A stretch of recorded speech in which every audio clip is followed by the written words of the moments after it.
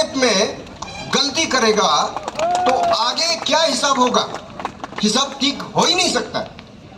तो आप लोग को ये मीडिया में ये तदक भाई और पुरू भाई ने ऑलरेडी बता रखा है, पदक ने बता रखा है, क्या कर रखा है, एक चेयरमैन चूज नहीं कर पाया। आपको मैं मेथोडोलॉजी बताता हूँ। कमीशन का मेंबर्स और चेयरमैन को चूज करना मिनिमम 6 महीने लगता है और 1 साल भी लग सकता है। एआर डिपार्टमेंट करता है, वो उसको सबसे पहले ऑल इंडिया लेवल का एडवर्टाइजमेंट करना पड़ता है, उस करके 3 महीने रुकना पड़ता है जो एप्लीकेंट आएगा बोल के। उसके बाद एप्लीकेशन को कलेक्ट करके इन लोग शॉर्टलिस्ट करता है, हाई पावर्ड कमिटी बिठाता है, वो अनदर मिनिमम 1 महीने लगेगा। वो पूरा शॉर्टलिस्ट करने के बाद वो कैबिनेट में पुट अप करेगा, एटलीस्ट हाफ ए मंथ उसमें जाएगा, फिर अप्रूवल होगा, अनदर 1 महीने लगेगा, गवर्नर का अप्रूवल प्रेसिडेंट तक जाता है। ये प्रोसेस करने के लिए 6 महीना मिनिमम लगता है। और इधर जो चेयरमैन चूज किया है, जिसके पास 1 साल ही नहीं बचा है, बुढ़ा आदमी है, वो लेफ्टिनेंट जनरल है, लेफ्टिनेंट जनरल रिटायर्ड है, और ऊपर से 2-3 महीने वो रिपोर्ट में आया, एफआईआर भी फैमिली लॉन्च किया, ये गायब हो गया घर से 24 आवर्स से ज्यादा गायब हो गया। और दिल्ली पुलिस ने उसको सड़क पे without having a proper sense outer ring road में चप्पल पहन के ऐसे चलता हुआ मिला। मतलब उसको होश ही नहीं है मैं कहाँ जा रहा हूं। तो ऐसे आदमी को ये जो इतना लंबा चौड़ा जो प्रोसेस हुआ है, कैसे चुना है, और उसके ऊपर हम ये भी बोलना चाहता हूं आप लोग को समझने के लिए, ये एक तरह से पिछले गवर्नर का ये खेल मुझे दिखता है। उसका नेपोटिज्म, वो खुद अपना कैंडिडेट को डाला है ऐसे लगता है, क्योंकि वो भी एक्स आर्मी है, इन लोग कहीं ना कहीं एक साथ रहा होगा। ये brigadier, retired brigadier Mishra ji का ये एक और नौटंकी मुझे दिखता है। लकीली वो जा रहा है, ये फेयरवेल भी हो गया है, होपफुली इतना साल इधर बैठा है, ये उसका इतना बड़ा पोस्ट में बैठ के जहां किंग जैसा मतलब विद रेस्पेक्ट बैठना चाहिए, ये नीचे पॉलिटिक्स खेलने वाला आदमी है। मुझे लगता है ये उसका ही कैंडिडेट है, नहीं तो ऐसे आदमी को कैसे चूज करेगा।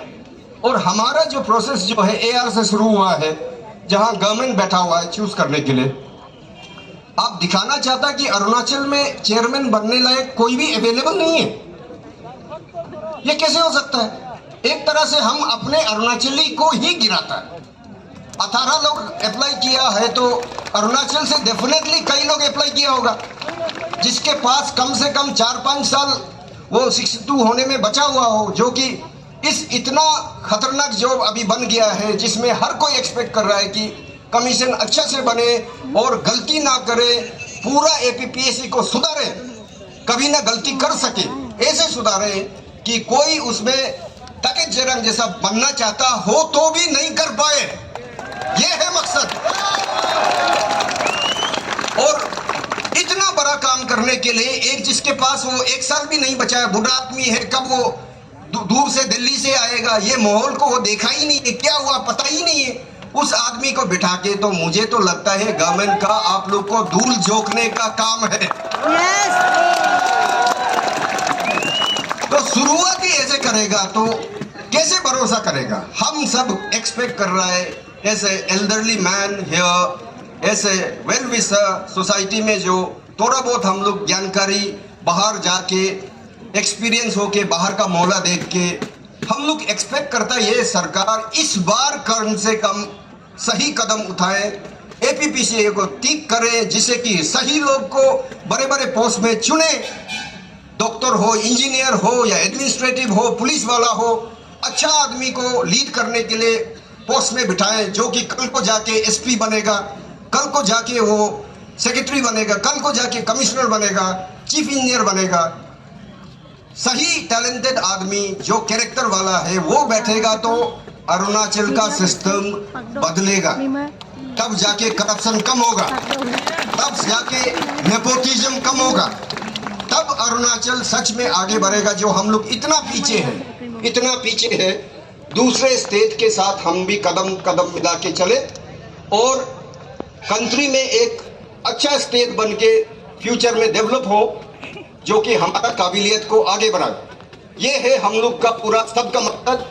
जितना भी एल्डर इधर आया होगा, जितना भी ये पेरेंट्स आया होगा, मेरे हिसाब से सेम सोच विचार रखता है।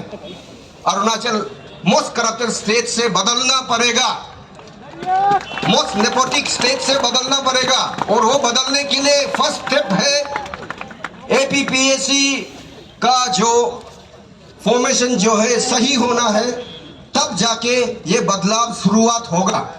ये इतना इंपॉर्टेंट है। आप लोग ये ओनली एग्जामिनेशन पे नहीं देखना है। यस, अफेक्टेड पार्टी आप लोग एस्पिरेंट्स के लिए लड़ रहा है, साथ साथ में आप सोसाइटी के लिए, पूरे अरुणाचल को बदलाव लाने के लिए हम लोग पूरे मिल के लड़ रहे हैं, जिससे ये चीज अभी मेरे ख्याल से काफी समझ में आ गया है। इसलिए हर तरह का लोग जो आज इस मूवमेंट में, रैली में शामिल हुआ है, जो दिख रहा है, सिविल सोसाइटी से है, लेडीज का ग्रुप है, एक्टिविस्ट है, डॉक्टर इंजीनियर्स तो साथ में एम्बेड है, पेरेंट्स जो शायद वो ज्यादा पढ़ा लिखा नहीं है वो भी समझने वाला इधर पहुंचा हुआ है, एस्पिरेंट तो आप तो है ही। तो इस मौके को नहीं गंवाना है, और ये जो विशी वशी वाला जो ये चेयरमैन और मेंबर जो सेलेक्ट करके इन लोग 17 को ओवर टेकिंग करने वाला है, इसको मेरे हिसाब से कैसे भी करके रोकना है इसको, और सरकार को फोर्स करना है कि आप सही चेयरमैन मेंबर्स को चूज करके सही इसको गठन करें, जिससे कि तो डिजायर्ड बदलाव है जो हम लोग इतना मेहनत करके 6 महीने से लोग लड़ रहा है। ग्यामर पादंग जो इतना ये खुलासा करके सॉलिड प्रूफ लेके आया है, इस अपॉर्चुनिटी को नहीं गता के आप लोग ये इंश्योर करना है कि पहले तो इनका गलत लोग को स्वेरिंग इन ना करें, दूसरा है ये जो चेयरमैन मेंबर्स का सही सिलेक्शन दोबारा करें, और आगे जाके सारे बदलाव जो एसओपी जैसे होना चाहिए, जिससे कि टके जरंग जैसा आदमी सोचने से भी नहीं कर पाए, ये है हम लोग का मेन एम मेरे हिसाब से। तो ज्यादा टाइम नहीं लेते हुए मैं बाकी स्पीकर को भी टाइम दूंगा।